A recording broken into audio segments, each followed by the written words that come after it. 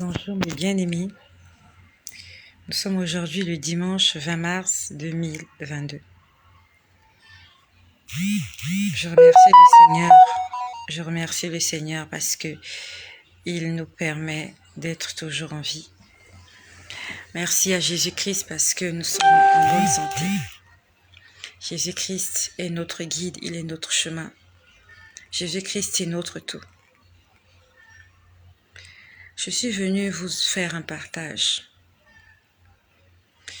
de ce que Jésus-Christ me dit. Jésus-Christ nous aime. Bonsoir à Marie-Fonce Marota. Sois bénie, ma sœur. J'aimerais te dire que Jésus-Christ t'aime. Jésus-Christ aime chacun d'entre nous. Raison pour laquelle il est en train de nous avertir. Bonjour à Sidonie Kwasi. Sois bénie, ma sœur. Soyez bénis, mes sœurs. Tout à l'heure, j'étais en train de sentir de la chaleur. Et chaque fois que je ressens de la chaleur, le Seigneur peut me rappeler combien les âmes sont en train de se perdre. Bonsoir à ma sœur Gladys Manga. Le Seigneur est triste pour toutes les âmes qui sont en train de se perdre. Beaucoup de personnes, beaucoup d'âmes sont en train de se perdre. Bonsoir à Anne-Yolande Kwame. Soyez bénis, mes bien-aimés, soyez bénis. Et surtout, je vous en supplie, marchons dans l'obéissance. Mon partage, mes enseignements, bonjour à Jotati qui vient de nous rejoindre. Mon partage, mon enseignement n'ira jamais au dehors du contexte que Dieu m'a donné. La mission que Dieu m'a donnée, c'est la mission des temps de la fin. Nous sommes sérieusement dans les temps de la fin. Ce matin, quand je me suis réveillée, on va dire que je me suis réveillée un peu en sursaut, parce que le dimanche, bonsoir à Hélène Esther Kabouyaya, bonsoir ma bien-aimée. Alors, ce matin, je me suis réveillée, on va dire un peu en sursaut. Voilà, quand j'ai dit un peu en sursaut, j'avais peur d'arriver en retard à l'église. Donc, bonjour à Adèle Betako, Obirita. Sois bénie, soyez tous bénis, mes sœurs. Donc, ce matin, quand je me suis réveillée, on va dire que je me suis réveillée en sursaut. Quand j'ai dit en sursaut, en fait, quand je me suis réveillée, il faisait déjà jour. Et j'avais peur d'arriver en retard à l'église. Donc, j'ai sauté vite fait. Merci pour les partages. Soyez bénis. Je suis déjà à 18 partages. Soyez bénis. Sois béni. Que le Seigneur te bénisse. Toi qui es en train de partager. Sois béni. Merci. Merci. Évangélisant. Bonjour à Trésor Immense. Ça fait longtemps, Trésor Immense, que je t'ai pas vu. Bon retour parmi nous, Trésor Immense. Sois béni, bien-aimé. Sois béni, Jésus-Christ est Seigneur. Donc ce matin, quand je me suis réveillée, je me suis vraiment réveillée en sursaut. Et je suis allée vite regarder ma montre. Je suis allée regarder mon téléphone pour voir quelle heure il était. Parce que j'ai cru que j'étais en retard. Le culte commence... À 8h pile. Là où je prie, le culte commence à 8h pile. Voilà. Donc, j'avais vraiment peur d'arriver en retard. Donc, quand je me suis réveillée, j'ai vu la montre de mon téléphone et c'était 8h. Rayon du soleil. Merci. Merci, ma sœur. Voilà. Donc, ce matin, quand je me suis réveillée, il était 6h. Il était 6h30, donc quand j'ai vu l'horloge, je me suis dit, bon, j'ai encore du temps, parce que le culte commence à 8h. Donc je me suis dit, j'ai encore un peu de temps, en fait, je veux dormir, je me suis dit, je vais me remettre au lit. Bonsoir à Mélissa Conchita. J'ai dit, je vais me remettre au lit pour me rappeler de ce que le Seigneur m'a montré cette nuit. Et j'aimerais te demander de faire autant. quand tu te réveilles le matin en sursaut, si tu as l'occasion de rester un peu plus longtemps au lit afin que le Seigneur te rappelle ou t'explique ce que tu as fait comme songe, gloire à Dieu, c'est vraiment pour ton bien que je te dis ça. Parce que ce matin, quand je me suis réveillée, c'était ouf. J'ai vite couru, j'ai regardé le téléphone, il était 6h30. Je suis revenue sur mon lit, je me suis allongée. J'étais en train de me dire, Seigneur, qu'est-ce que tu m'as dit cette nuit? Seigneur, j'aimerais que tu me rappelles, qu'est-ce que tu m'as montré cette nuit? Et pendant que j'étais en train de poser la question au Seigneur de savoir ce qu'il m'avait montré cette nuit, premièrement, j'ai vu une cuvette. Non, elle n'est pas loin. Elle n'est jamais loin. Elle n'est jamais loin. Elle est à quelques mètres. Toujours à quelques mètres. Mon disciple n'est jamais loin. Voilà. Voilà, mon disciple n'est jamais loin et... Mon disciple n'est jamais loin et vous allez remarquer que mon disciple n'est jamais loin. Voilà. Vous allez vous rendre compte que on n'est jamais loin. Voilà. Et ça sera très visible, ça sera très audible. Maman, tu parles de moi. Qui parle de toi? Tu m'as entendu prononcer ton nom? T'es un disciple. Toi, tu es mon disciple. Tu t'appelles disciple? Ah bon? Que Jésus-Christ soit glorifié. Donc voilà, j'étais en train de voir une cuvette. C'était une cuvette en inox. Et je voyais à l'intérieur beaucoup de couverts. Quand je parle de couverts, je voyais des fourchettes, des cuillères et des couteaux qu'on était en train de laver. Donc le Seigneur est en train de faire le ménage dans la vie de beaucoup de personnes. Le Seigneur est en train de nettoyer des cœurs. Et je dis gloire à Jésus. Alléluia, alléluia, alléluia. Gloire à Jésus, gloire à Jésus-Christ pour toutes les personnes qui sont en train de mettre de l'ordre dans leur vie. Gloire à Jésus-Christ pour toi qui as pris la décision d'abandonner avec le péché. Tout à l'heure, avant de commencer cette vidéo, j'avais chaud. C'est comme si Dieu me disait, va encore leur parler, va encore leur parler. La dernière fois, je vous ai dit, il m'a dit que je n'en fais pas assez. Il a dit qu'on ne prêche pas assez l'évangile. Chaque fois que je ressens la chaleur, je comprends que Dieu me dit, va leur parler, va leur parler, va leur parler. Parlons de Jésus, s'il te plaît. Tu peux créer un compte. Crée un compte Facebook où tu vas évangéliser. Même si tu n'as pas créé un compte Facebook, viens sur les réseaux sociaux, fais ton témoignage. Dis aux gens ce que Jésus-Christ fait pour toi, s'il te plaît. Il n'y a plus de temps. Le Seigneur a dit qu'il n'y a plus de temps. Je ne sais pas si tu te rends compte quand tu te réveilles le matin. Tu as vu comment le temps file? Tu as vu comment le temps va vite? Ça va très vite. Moi, je me réveille tous les matins à 5 heures et je suis surprise quand il est 7 heures. Ça va vraiment, vraiment, vraiment vite. À peine il était 8 heures, il est déjà 16 heures. Bientôt, il sera 17 heures. Bientôt, il fera nuit. Et nous serons là. Dans quelques minutes, là, ça sera demain, lundi. Après, ça sera mardi. À peine on vient de chanter la bonne année, bonne année. Nous sommes déjà en mars. Mars est en train de finir. Après, c'est avril. Mai, juin, ça va très vite. Le temps va vite. Donc, le Seigneur m'a montré ce matin, il est en train de faire un nettoyage. J'ai à cœur de créer un compte TikTok pour l'évangile. Ben, crée-le. Moi aussi, j'ai un compte TikTok où tous les partages que je fais là, j'envoie des petites portions sur TikTok. Prêchant l'évangile. Prêchant l'évangile. D'accord? Prêchant l'évangile. Donc, j'ai vu qu'on était en train de nettoyer, faire du nettoyage. Le Seigneur est en train de nettoyer ton cœur. Parce que tu l'as laissé venir faire le ménage dans ta vie. J'aimerais te dire, sois béni. Tu as fait le bon choix. Continue, n'arrête pas. Fais le ménage encore et encore. La semaine dernière, quand j'étais au culte, c'était dimanche dernier. Quand le pasteur avait fini de donner son message, il a demandé est-ce que dans l'éditoire, est-ce qu'il y avait une personne qui voulait donner sa vie à Jésus. Et il y a un bien-aimé qui s'est levé. C'était un homme. Il s'est levé, il a levé la main.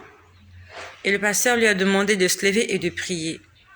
Il était en train de faire la prière d'acceptation de Jésus-Christ.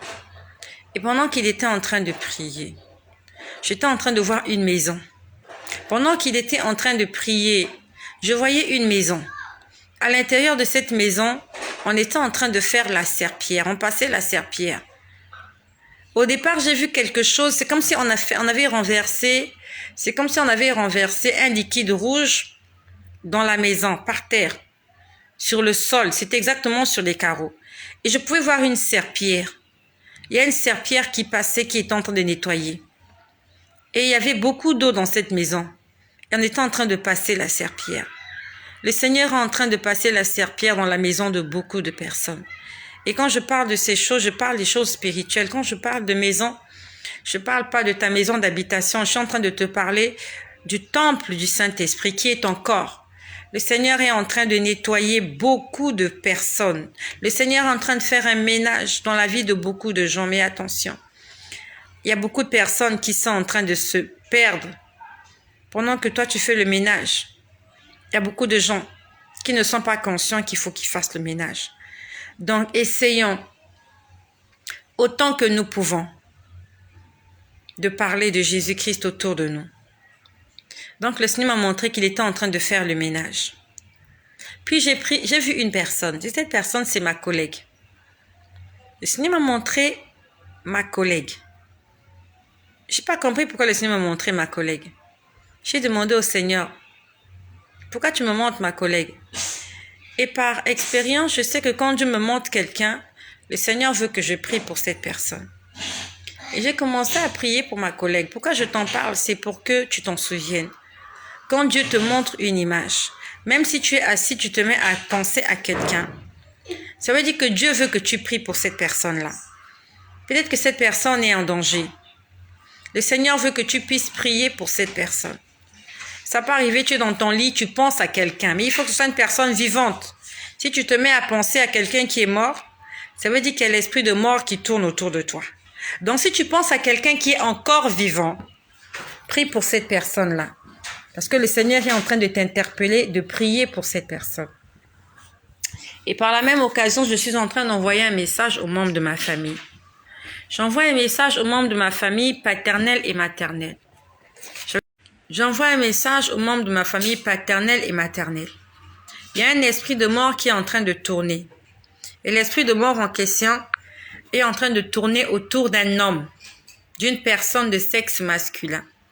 Je suis en train de m'adresser à mes parents paternels et maternels. Il y a l'esprit de mort qui est en train de tourner autour de quelqu'un. C'est une personne, c'est un homme. C'est un homme qui ne veut pas obéir à Dieu. J'envoie un message à mes parents, famille paternelle, famille maternelle. Il y a l'esprit de mort. Il y a l'esprit de mort qui est en train de tourner autour d'un homme. Autour d'un homme. Toi qui as rêvé les morts là, ça dit qu'il y a l'esprit de mort qui est autour de toi. Le Seigneur nous parle toujours. Si tu rêves quelqu'un qui est mort, ça veut dire qu'il y a l'esprit de mort qui est autour de vous. D'accord? Il faut que tu t'en souviennes. Et toi, tu dois prier pour éloigner l'esprit de mort. Tu dois prier pour éloigner l'esprit de mort prématuré. Si tu passes ton temps à détruire l'esprit de mort pour qu'il n'y ait pas de mort, tu ne feras rien parce qu'il y aura toujours des morts. La mort sera jetée dans le feu après la fin du monde. Quand il y aura le jugement, quand Dieu aura jugé toute personne. Donc actuellement, la mort ne peut pas s'arrêter. La mort peut être ralentie. La mort peut être repoussée. Mais la mort ne peut pas s'arrêter. Des gens vont continuer de mourir. Encore et encore. Mais on peut ralentir le processus. On peut prolonger. Ça veut dire qu'au lieu que quelqu'un meure à 50 ans, nous pouvons prier pour que cette personne puisse mourir à 100 ans. Comme Ézéchias, on peut ralentir, mais on ne peut pas annuler la mort. Il y aura des morts. Mais prions pour que nous puissions quitter cette terre vieux et rassasiés de jours, comme Abraham, comme Noé, comme Jacob, comme Isaac, que nous puissions mourir au-delà de 100 ans.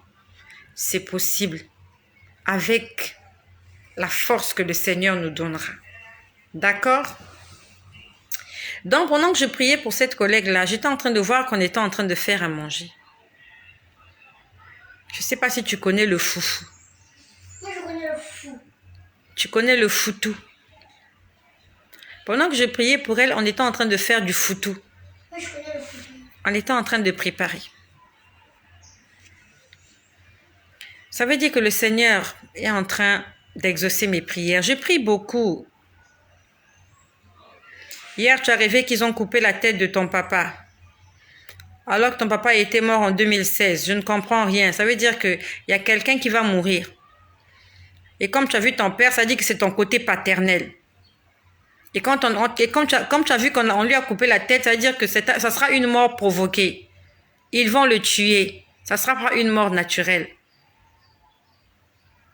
Je suis en train de parler à Sidonie Kwasi. Si tu as rêvé qu'ils ont coupé la tête de ton papa alors que ton papa était mort, ça veut dire que dans la famille de ton papa, donc de ton côté paternel, ceux qui ont tué ton père, ils veulent tuer quelqu'un d'autre. Ils veulent le tuer de la même façon. Ça sera un sacrifice. Donc, tu as chassé l'esprit de mort. Chasse l'esprit de mort dans ta famille paternelle. Ça, c'est pour Sidonie Kwasi. Ça veut dire qu'il y a quelqu'un qui va mourir de ton côté paternel. Et les gens qui vont le tuer sont les mêmes personnes qui ont tué ton père. Ils vont le sacrifier. Ils vont le manger. Donc toi, non seulement tu pries pour chasser l'esprit de mort, mais aussi, il faut aussi prier pour le salut des âmes. Parce que le salut des âmes, c'est la chose la plus importante. Jésus-Christ est venu pour nous sauver premièrement. Il est venu nous montrer le royaume des cieux et par-dessus tout, nous donner tout ce que nous lui demanderons. Voilà. Donc, je voyais qu'on était en train de préparer du foutou. Le Seigneur est en train de faire un travail pour toutes les personnes qui m'entourent. Parce que je prie pour les saluts des âmes. Le Seigneur m'a mis à cœur de prier pour les saluts des âmes. Et je prie beaucoup, que ce soit dans ma famille, dans ma maison, dans ma belle famille, mes collègues, mes voisins. Et j'aimerais te dire que toutes les prières que tu fais, Dieu les écoute et un jour, il va les exaucer. Même s'il ne les exauce pas aujourd'hui, même s'il ne les exauce pas demain, Dieu va exaucer tes prières un jour. Continue de prier, ne te fatigue pas. Puis le Seigneur m'a montré une voie. C'était comme une autoroute. À deux sens. Il y a un sens qui allait comme ça et à l'autre sens, les gens venaient de ce côté. Et moi, je suis dans le sens de droite. On était en train de partir. Il y avait beaucoup de voitures, beaucoup de véhicules. Et il y avait un bouchon, il y avait un embouteillage. Les voitures ne circulaient plus, ils étaient juste là stationnés. Elles étaient, les voitures. Les voitures étaient juste là stationnées, elles n'avançaient plus. Tu es arrivé cette nuit, une personne t'a dit « Jésus arrive ». Mais tu es déjà averti, hein, Obi Rita. Est-ce que tu es prête? Jésus t'a parlé. Il est en train de te dire « J'arrive ». Obi Rita, est-ce que tu es prête? Jésus t'a parlé. Il t'a dit « J'arrive, je reviens ». Jusque-là, tu entendais seulement sur les réseaux sociaux des gens en train de dire « Jésus revient ». Peut-être que tu étais en train de douter. Là, maintenant, il est venu te dire lui-même « Je reviens ». Est-ce que tu es prête, Obi Rita? Ah, tu es prête. Gloire à Dieu. Mais accroche-toi. Si tu es prête aujourd'hui, reste comme ça ferme jusqu'à son retour. Jésus-Christ revient. C'est pas une blague, c'est pas la blague. C'est pas la blague. Donc j'ai vu une voie comme une autoroute. Un sens à gauche, un sens à droite. De l'autre côté, les voitures aussi étaient stationnées. Je ne sais pas pourquoi les voitures n'avançaient plus. Mais du côté où j'étais, les voitures étaient bloquées. Parce que devant, il y avait comme la route qui était cassée. Alors quand je dis que la route était cassée, il y avait un gros trou dans la route. Sur la route en fait. Il y avait un grand trou. Même pas un grand, il y en avait deux. Et c'est comme si c'était une érosion. Ça veut dire que si vous passez sur ce trou-là, en fait, vous allez tomber dans un... On va dire que c'était comme un grand ravin. La route était vraiment cassée. Je l'ai vu ce matin. Et je peux voir une scène. Les voitures étaient stationnées là. Et moi aussi, j'étais dans une voiture. Il y avait beaucoup de véhicules. Moi aussi, j'étais là dans l'embouteillage, j'attendais. Et je vois des gens qui s'approchent de nous. Moi, j'étais dans une voiture, je roulais, arrivé à un niveau, la route était étroite et en voulant faire marche arrière, la route était devenue une descente. Moi, j'étais dans une voiture. Par expérience, la voiture, c'est ta vie. Quand tu es dans une voiture, quand tu rêves que tu es dans une voiture, en fait, il s'agit de ta vie. Je roulais, arrivé à un niveau, la route est devenue étroite. C'est ça, non? La route était étroite. Et en voulant faire marche arrière, la route était devenue une descente. Une pente. D'accord? Ok. Qui a écrit ça? Aïda Sarah. Quand tu roules dans une voiture, la voiture, en fait, c'est toi. Lorsqu'on arrive sur Terre, on quitte d'un point A à un point Z. Notre date de naissance jusqu'à notre date de mort. La vie, c'est comme une autoroute. Tu vas rencontrer des obstacles, des gens qui vont te cogner dessus, des gens qui vous allez faire des accidents, ainsi de suite. La vie, c'est comme une route. Alors, tu es en train de rouler dans ta voiture. Et arrivé à un niveau, la route était devenue étroite. D'accord? Ça veut dire que tu ne pouvais plus passer par là. Et tu as voulu faire marche arrière. La porte étroite, la route étroite dont il s'agit, c'est Jésus-Christ. La Bible nous dit, étroite est la porte qui conduit à la vie éternelle, mais large et spacieuse le chemin qui mène à la perdition. Et plusieurs passent par là. Tu étais en face de Jésus. Le problème qui était chez toi, c'est que tu n'as pas pu passer à travers. Donc, il y a quelque chose qui t'a empêché d'avoir une communion parfaite avec Jésus. Le faire marche arrière, dire, tu as rétrogradé. Donc, pendant que je parle là, je ne sais pas si tu as rétrogradé ou tu es revenu sur le droit chemin. Si tu n'as pas encore rétrogradé, ça veut dire que Dieu est en train de t'avertir. Jésus-Christ est la porte étroite qui mène à la vie éternelle. Et si tu ne passes pas, tu as voulu faire marche arrière, repartir en arrière. Comme les enfants d'Israël, tu as commencé à penser à l'Égypte. Tu as commencé à rêver à ce que l'Égypte t'offrait. Alors qu'en face de toi, il y avait le désert. Le désert, c'est difficile. Traverser le désert, c'est très difficile. Et voilà comment tu es en face du désert, tu es en face d'une difficulté, tu es en face de Jésus, tu es en face des commandements de Dieu, tu es en face de la porte étroite. Tu ne demandes pas de l'aide, tu ne cherches même pas à foncer, tu fais marche arrière. Et quand tu fais marche arrière, c'est une pente, une descente. Ça s'appelle la descente aux enfers. Il s'agit de ta vie. Jésus-Christ est en face de toi. Est-ce que tu vas continuer ton chemin tout droit ou tu vas essayer de rebrousser chemin? Ou peut-être que tu as même déjà rebroussé chemin. Et alors que tu t'es arrêté, tu es en train de rebrousser chemin. Tu vas faire une descente aux enchères. Ah, pas descente aux enchères, descente aux enfers. Je suis en train de parler à Aïda Sarah. Quelle est ta situation actuelle avec Jésus-Christ? Tu te trouves à quel niveau? Est-ce que tu es en train de passer par la porte étroite?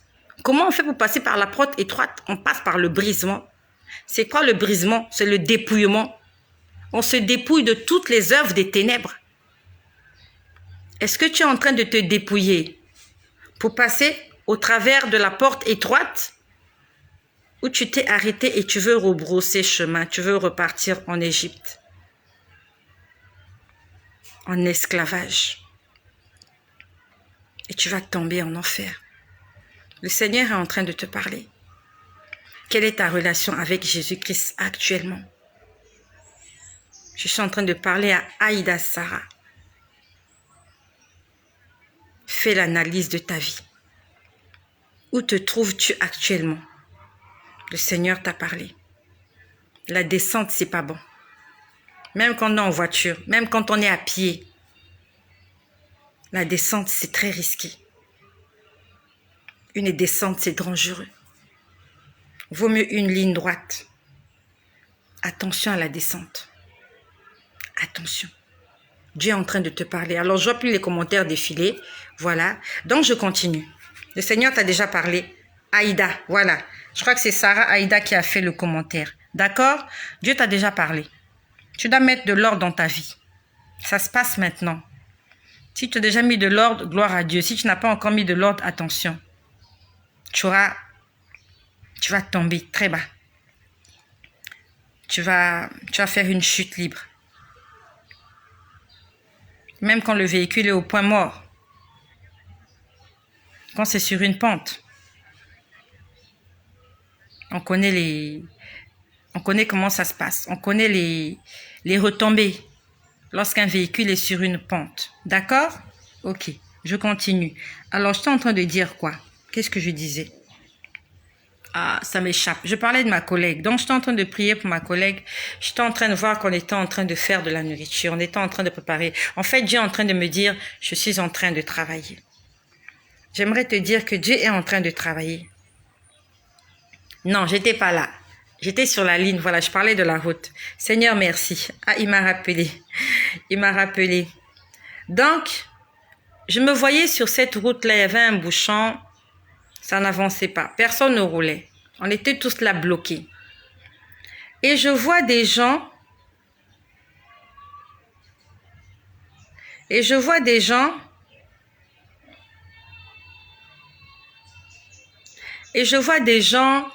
venir vers moi. En fait, on était un groupe de voitures.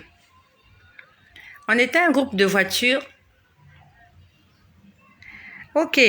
Comme la voiture ne pouvait pas passer, je suis descendue pour continuer à pied. À pied, ça veut dire le ralentissement. Quand tu es dans la voiture, tu roules très vite. Tu peux aller en première, en deuxième, en troisième, en quatrième, en cinquième. Et pour certaines voitures, tu peux aller jusqu'en huitième. Donc, vaut mieux être dans une voiture qu'à pied. Sauf que toi, tu te retrouves à pied. Ça veut dire que ta vie va ralentir. Tu es en train de ralentir ta marche. C'est ce que ça veut dire. Tu étais en face de la porte étroite, tu n'as pas pu passer, tu as fait demi-tour. Tu es descendu de la voiture. Et tu as marché à pied. Tu n'es pas à l'abri du soleil et de la pluie. Quand tu es à pied, s'il pleut, tu vas te mouiller. Quand tu es à pied, s'il y a du soleil, tu vas brûler. Tu es à découvert, tu es à la merci. Tu es vulnérable quand tu es à pied. Et quand tu marches à pied, les pieds font très mal. Hein? Moi, je préfère être dans un véhicule et appuyer sur l'accélérateur que d'être à pied. Ça veut dire que ta vie va se ralentir. Donc, je ne sais pas actuellement qu'est-ce que tu es en train de vivre. Est-ce que ta vie est en train de passer par un ralentissement? Alors, si ce n'est pas encore le cas, ça veut dire que Dieu est en train de t'avertir de ce qui va t'arriver bientôt. Il va y avoir un ralentissement dans ta vie.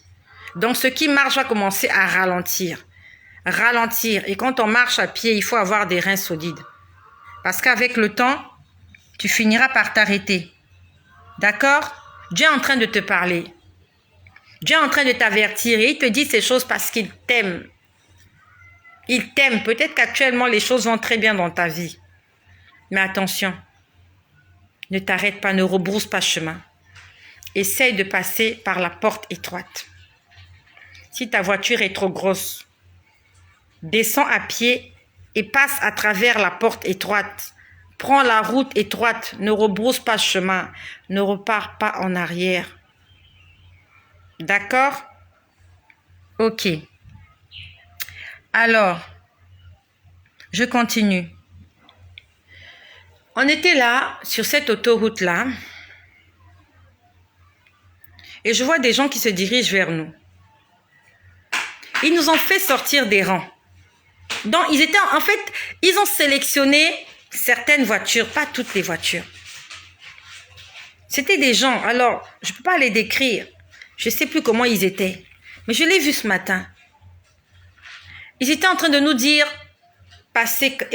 ils étaient en train de nous montrer un autre chemin. Donc, on a laissé des gens qui étaient stationnés là depuis longtemps. Nous, on est venu nous sortir des rangs pour que nous puissions avancer. Les autres étaient restés bloqués. Le Seigneur nous parle. Accroche-toi à Jésus.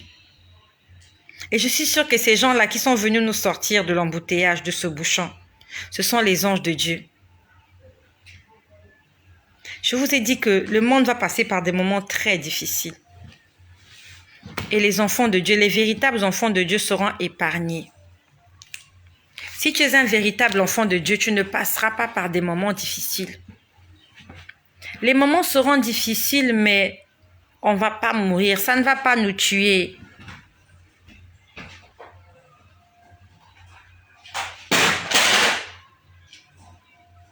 Ça ne va pas nous tuer, ces moments difficiles-là. Attention, la dernière des anges, je vous ai dit, j'ai vu des anges dans les airs. Du moins, ils ressemblaient à des anges. Et ils étaient en train de descendre sur la terre pour faire quelque chose. Et ils ont dit exactement ceci. La dernière fois, je vous ai dit ce qu'ils ont dit. Mais quand j'ai revu mon papier, alors on dirait que je l'ai détruit. C'est pas grave.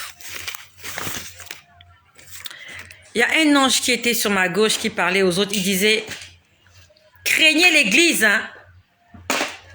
Il avait dit aux autres, craignez l'église. Craignez l'église. C'est comme s'il leur disait, ne faites pas de mal à l'église. Et l'église était représentée par une grosse pierre lumineuse. C'était un gros caillou lumineux. Ça ressemblait à une pierre précieuse, mais une pierre précieuse gigantesque. Et il y avait une lumière qui émanait de cette pierre précieuse. C'était très lumineux.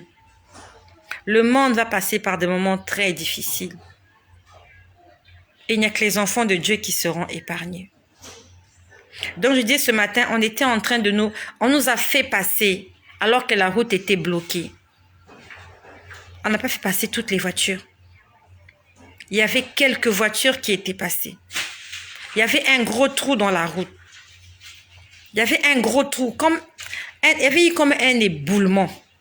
Les gens ne pouvaient pas passer. La route était bloquée. Mais j'ai vu des gens venir se diriger et indexer des véhicules. Ils disaient, toi, passez par ici. On est sorti des rangs. On est passé devant toutes les voitures qui étaient stationnées. Et ces gens-là nous indiquaient un autre chemin pour continuer la route. Jésus-Christ va prendre soin de ses enfants en cette fin des temps. Si les enfants d'Israël ne sont pas morts dans le désert, ils ne sont pas morts de faim et de soif. Nous n'allons pas mourir de faim et de soif. Nous allons traverser le désert et Jésus-Christ va s'occuper de nous. Si et seulement si nous sommes de véritables enfants de Dieu qui marchons dans l'amour, dans le pardon, dans la sanctification. Jésus-Christ va s'occuper de nous. Et pour terminer, j'ai beaucoup de choses à dire, mais je vais terminer par là. Le Seigneur m'a montré 2 personnes. J'ai vu 2 hommes. Oh non, pas 2 hommes. J'ai vu 2 personnes, un homme et une femme. L'homme était sur la droite, la femme était sur la gauche. Je l'ai vu s'approcher de moi, je l'ai vu ce matin. Pendant que je suis en train de demander au Seigneur, Seigneur, dis-moi qu'est-ce que j'ai rêvé cette nuit. Seigneur, dis-moi, rappelle-moi ce que j'ai rêvé cette nuit. Le Seigneur ne m'a pas forcément rappelé ce j'ai rêvé, mais il était en train de me montrer des choses qui résumaient sûrement ce que j'ai vu dans la nuit. J'ai vu 2 personnes, un homme et une femme. Cet homme-là, c'est toi, mon frère. Cette femme-là, c'est toi, ma sœur. Cette femme-là, c'est moi. Dieu n'a créé que deux genres, le genre humain masculin et le genre humain féminin. Soit tu es un homme, soit tu es une femme. Dieu n'a pas créé des aliens. Les aliens n'ont pas été créés par Dieu. Les aliens, ce sont les démons. C'est leur méchanceté qui les a rendus odieux à ce point.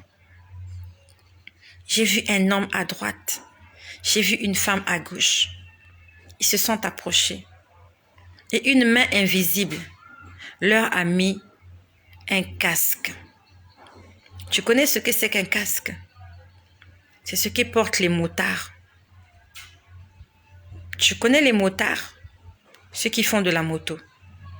Ils portent des protections sur les coudes, sur les genoux, sur les mains. Et ils portent un casque. Dans le livre d'Éphésiens au chapitre 6 au verset 17, il est écrit. Je vais lire ça pour toi. Prenez aussi le casque du salut. On est en train de parler des armes spirituelles. Et on parle du casque du salut. Le casque protège la tête. Ça veut dire que quand tu fais un accident, la partie la plus sensible, en fait, c'est la tête. C'est vrai qu'il y a la poitrine, c'est vrai. Mais le cœur, il est protégé. La tête, c'est la partie la plus fragile. Le Seigneur est en train de nous demander de porter le casque du salut. Ça veut dire qu'en cette fin des temps, le plus important pour toi, c'est de protéger ta tête. Protège ton salut. Ne perds pas ton salut. Le salut, c'est la vie éternelle. Le salut, c'est accepter que Jésus-Christ est mort pour toi et que si tu marches avec lui, tu es sauvé. Le salut, ça veut dire, tu sais que si tu obéis, tu hérites de la vie éternelle. Ne perds pas ton salut, mon ami, parce que tu peux le perdre. Le casque du salut, Éphésiens 6, verset 17. Ne perds pas ton salut. Comment tu peux perdre ton salut? C'est en vivant dans le péché. Je vous ai dit comment mercredi, le Seigneur m'a parlé, il m'a montré deux personnes, deux chrétiens en train d'essayer de commettre une bêtise. Deux chrétiens couchés sur le même lit, alors qu'ils n'ont pas le droit de le faire. Et j'entendais une voix qui disait, vous n'avez pas honte? Vous n'avez pas honte de faire ce qui vous est interdit de faire.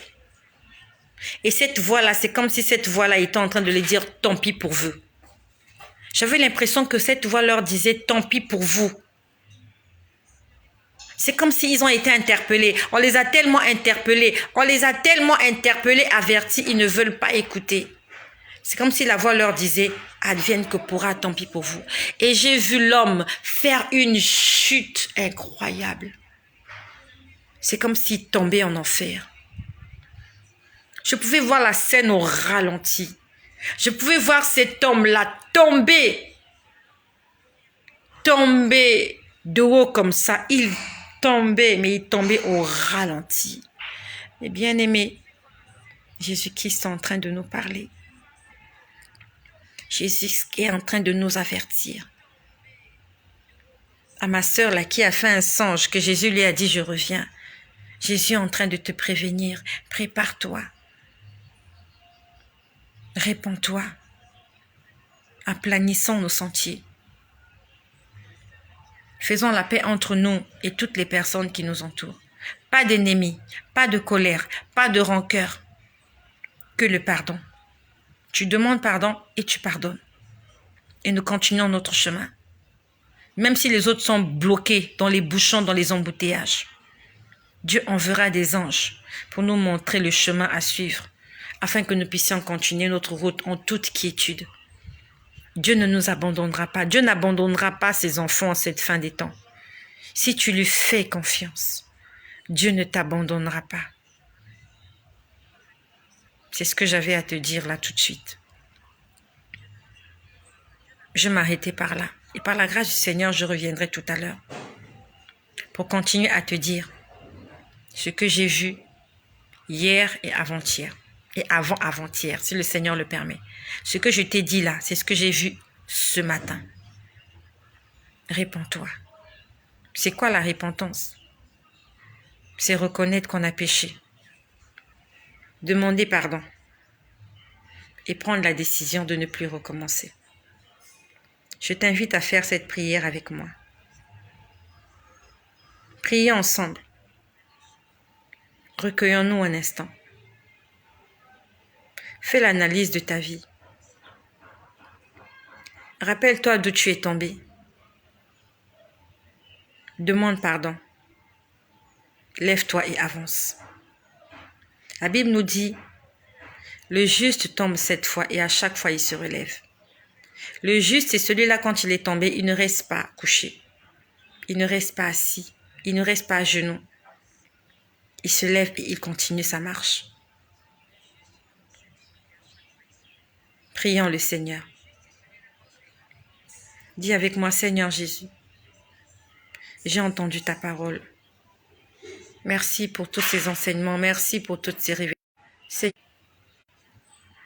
Seigneur, je reconnais que j'ai péché contre toi et j'ai fait ce qui est mal à tes yeux.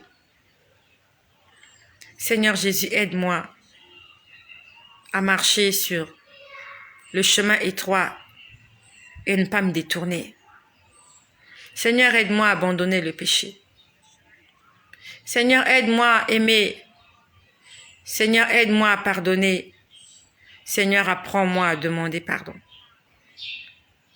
Seigneur Jésus, je veux vivre pour toi. Seigneur Jésus, utilise-moi pour ta gloire. Seigneur Jésus-Christ, tu as dit que tu ne laisses pas tous ceux-là qui viennent vers toi. Seigneur, dans le psaume 91, il est écrit, celui qui demeure sous l'abri du Très-Haut repose à l'ombre du Tout-Puissant. Seigneur, je veux demeurer dans le lieu secret. Je veux être sous ton abri, sous ta protection, afin que je sois invisible aux yeux des ennemis, afin que je sois invincible, afin que je sois intouchable, afin que je sois indétectable. Seigneur, je te fais confiance, je compte sur toi. Seigneur, donne-moi la foi, cette petite foi comme un grain de sénévé qui peut déplacer les montagnes. Seigneur Jésus, je te fais confiance. Je sais que tu confondras tous mes ennemis. Je sais, Seigneur, que tu me conduiras là où tu as prévu m'emmener. Tu es mon Dieu, Jésus. Tu es mon maître, tu es mon roi. Tu es mon Seigneur, tu es mon sauveur. Ma vie entière t'appartienne. Que toute la gloire te revienne. Au nom puissant de Jésus-Christ, notre Seigneur et notre Dieu. Merci de dire Amen. Je reviendrai tout à l'heure vers vous pour continuer à vous dire tout ce que le Seigneur m'a montré cette semaine. Soyez bénis. Merci d'avoir partagé. Que Jésus-Christ, notre Seigneur et notre Dieu, soit glorifié.